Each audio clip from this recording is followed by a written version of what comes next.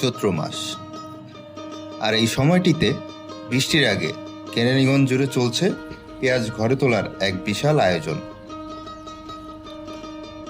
ঘরের ছোট থেকে বড় সবাই একসাথে হাতে হাত মিলিয়ে মাঠ থেকে পেঁয়াজ তুলতে বেশ ব্যস্ত তারা।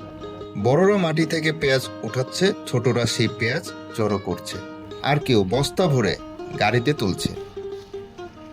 একে অপরকে সাহায্য করতে করতে যেন তৈরি হচ্ছে এক জীবন্ত কর্মযজ্ঞ, যা গ্রাম বাংলার এক অসাধারণ দৃশ্য। আর বৃষ্টি আসার আগেই সব পেঁয়াজ ঘরে তুলতেই হবে, তা না হলে কৃষকদের দীর্ঘ 3 থেকে 4 মাসের কঠোর পরিশ্রম মুহূর্তেই বৃথা হয়ে যেতে পারে। এতে গুনতে হবে বড় ধরনের ক্ষতি।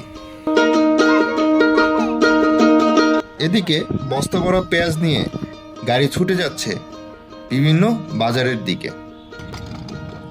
কৃষকের ঘাম ঝরানোর ফসল পৌঁছে যাচ্ছে মানুষের ঘরে ঘরে।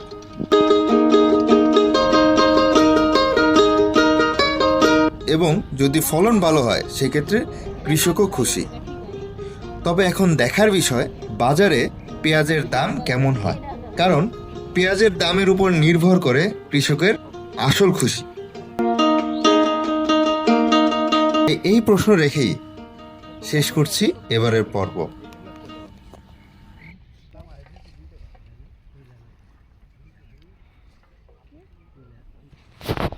এখানে জায়গার দাম কত? আইডিয়া আছে কোনো?